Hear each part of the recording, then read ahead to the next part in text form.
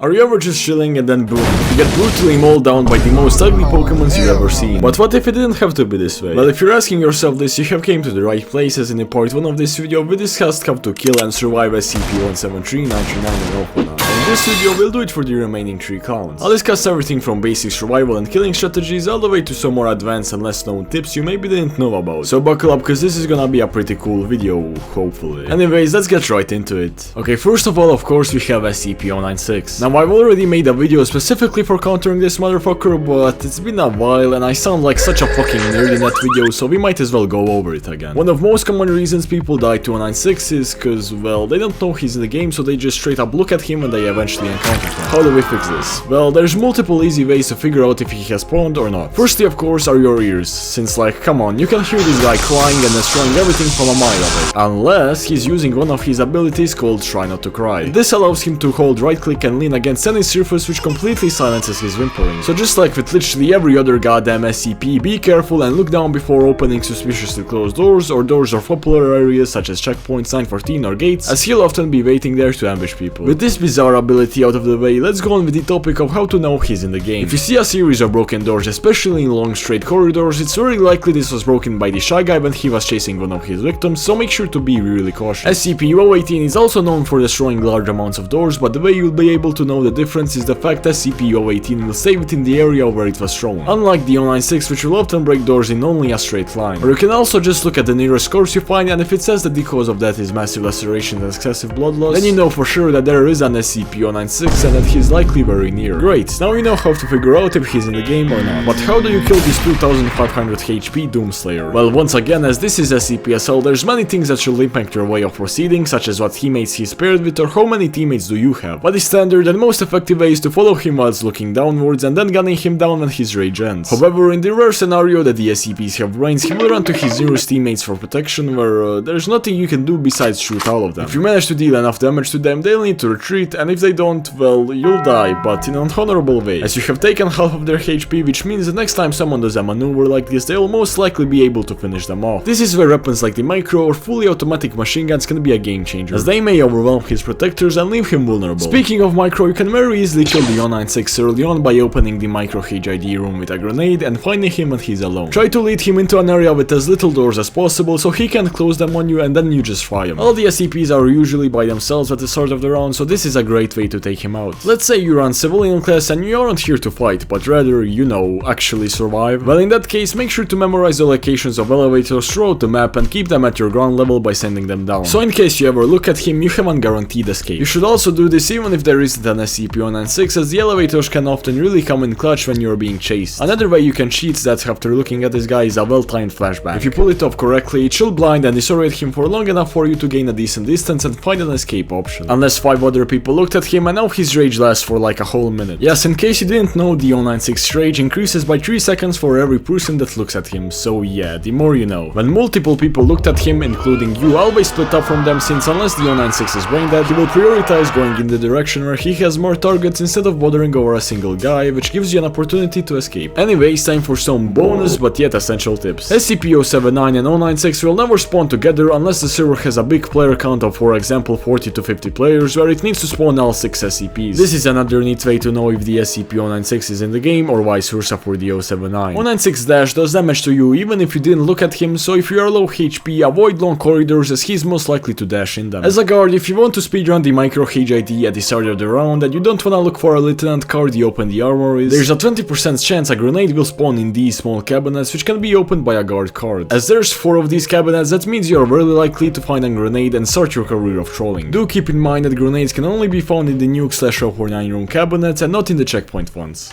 Hello, it's me, the infamous John Carlos, and I'm here to tell you to hit that subscribe button because, what the hell? Guys, please help me. What?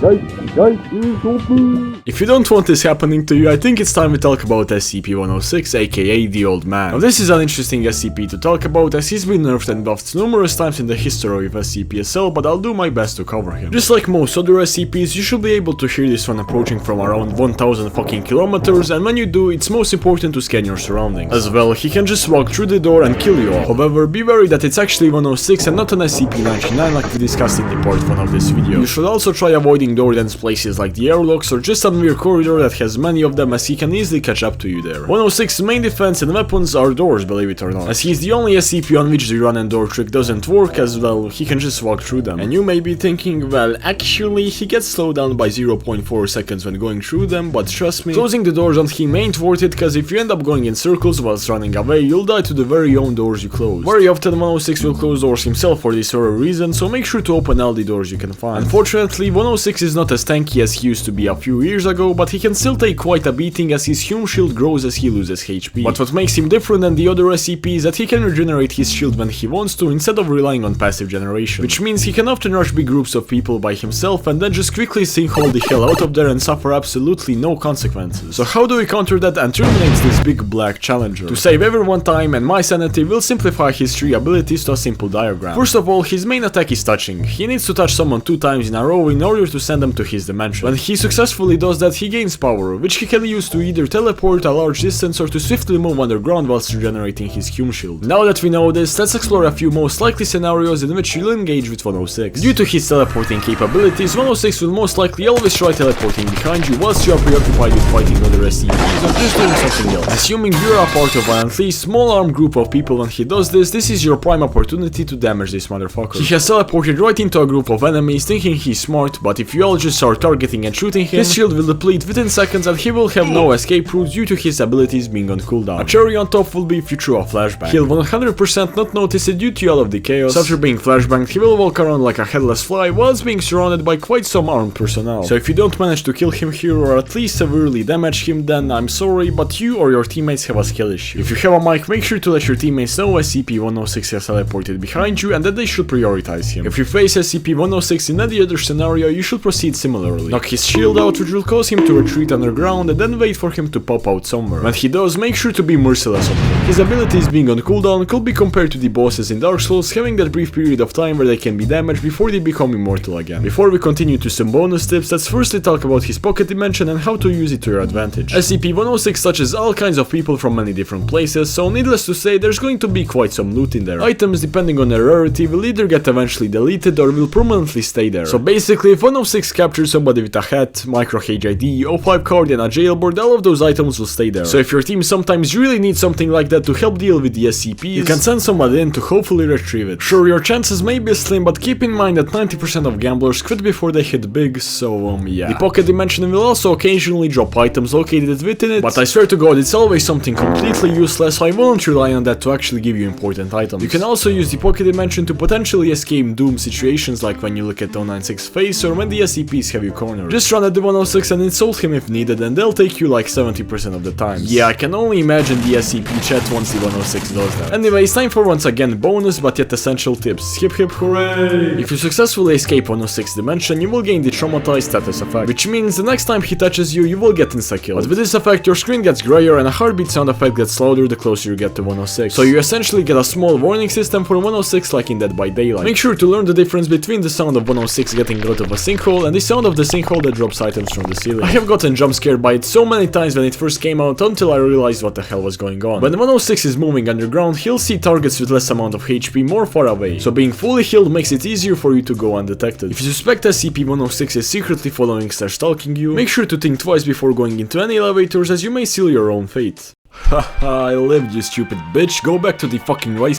Anyways, if you're gonna get as lucky, skilled as me, you should totally hit the subscribe button because it will increase your skill by like 200%. Trust me, it worked for me. Target neutralized.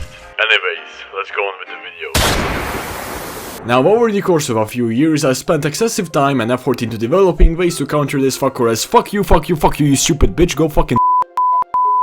So if you have below 1000 hours and don't find anything I'm about to talk about useful, I'll be impressed and cry. Anyways, let's start off with how to avoid this motherfucker as a civilian. Well, for starters, if you know he's in the game, you should absolutely never go to popular places like 914 or the Candy Room, since that's 100% where 079 will go first to get some free early XP. He'll open the door of the room and then lock it and boom, you are dead. I'd advise just getting a zone manager card and leaving as fast as possible. When you're in heavy, unless you're part of one trained armed group, you should never touch the generators, as you'll just tell your location to to every hot and single SCP in your area. Tesla gates can also relatively easily give away your position, so avoid them if possible. Speaking of Tesla gates, always make sure to check if the camera is blue before crossing them, as he can manually trigger them, causing you to of course die. Throughout the facility there's a few blind spots for the cameras like elevators or airlocks, which you can use to confuse and mislead the 079 when he and his team are actively looking for you. However, of course, there's gonna be unfortunate scenarios where even this doesn't help and you get noticed by the 079. Well, there's multiple items that are gonna be your best friend in evading and surviving the 079. First of all, of course, we have the Ghost Light, one of the most underrated SCP-SL's items. SCP-079's main abilities are literally locking doors and causing blackouts. What does the Ghost Light do? Well, exactly the same, but if you throw it at an already existing door lock or blackout, it will reverse the effect. So if you're ever running away and the 079 closes the doors on you, you can just show the Ghost Lights and you'll be chilling. Especially since the Ghost Light also disables the 079 for 8 seconds and drains his whole power meter, meaning he won't be able to bother you for a while, which gives you time to escape to safety. The next item, while maybe not as good at directly countering 079, will help you significantly weaken him, and that's the grenade. Whilst you can use it to destroy the doors 079 locks on you, I will recommend rather destroying certain doors in advance. For example, very oftenly the 079 splits up the MTF with this door. By destroying this door in advance, you basically make this big pocket where your team can move freely and support each other effectively. By being cramped in smaller rooms or even more split up, you make the SCP's jobs a lot more easier. And last but not least, one of the most important counters for the 079 is the flashlight. Now unfortunately, as much as we love the laser sight on our guns, cause like hip firing with this is disgusting, but sometimes there are times where we need to let go of it and embrace the flashlight. Or well, you don't need to, but it increases your likelihood of survival by at least 60%. As I said before, blackouts are one of the 079's main weapons. Not only because it allows the 173 to kill everyone instantly, it also just generally makes fighting and evading harder cause well, you can't see fucking shit. My recommendation would be having 2 guns in your inventory. One with a laser sight and a layout which is suited for every situation but especially for taking out humans, and another gun which is suited for fighting SCPs but will contain a flashlight. This way you don't have to waste a whole inventory slot carrying a flashlight, but you also don't sacrifice being completely ineffective in one field of combat due to either not having a flashlight or a laser sight. Well, now we have learned the essentials for defending ourselves against the 079 and some tricks to be a pain in the ass for him. But how do we kill him? Well, I'm glad you asked, cause once again, fuck this guy. Staying together is absolutely necessary, as 079 will often try to split you up with doors in order to weaken you. If the 079 is constantly closing that one door, which causes your teammates to get trapped and killed one by one, make sure to blow it up and keep advancing. Once you reach heavy containment, there's 3 generators you need to activate, with each taking 125 seconds to boot up. Once you start the boot up process, there's 2 possible outcomes. 1. The SCPs have 0 coordination and you'll activate these without a problem, taking out the SCP's most important teammate and then finishing off others without any problems. And scenario 2. Objective: survive. Now what I mean by this is that half of the SCP team will be on their way to your location with the goal of shutting down the generator and taking out a few targets. Now when this happens, make sure you have your flashlights ready, as 079 will most certainly support his team with blackouts. The generators are often in exposed spots, so make sure to shoot the SCPs with every single bullet you got, as they'll have no cover. It's recommended to blow up the doors of these rooms so the 079 cannot split you up and so you can fall back if necessary. Don't be discouraged if the SCPs overwhelm your positions and disable the generator, since after they do, they will retreat to heal from the damage they receive. You can use this opportunity to immediately re-enable the generator, which will require them to go back in, but this time significantly weaker. By constantly pressuring the SCPs to disable the generators once your team stays together and watches each other's backs, you will exhaust them in no time, which means that either the generators will get activated, which allows you to well kill the 079, or an SCP will make a mistake and get himself killed, which only makes defending the generators easier. This may sound like a complex task, but trust me, as long as you work together with your team, shape the rooms to your advantage and watch each other's back so you can't get flanked, you should be able to defeat the 079 without too many difficulties. Anyways, that will be it for this video. If you learned anything new or at least had a nice time watching it, you should hit that subscribe button, or well, don't, but I would appreciate it. Have a great day and I'll see you next time.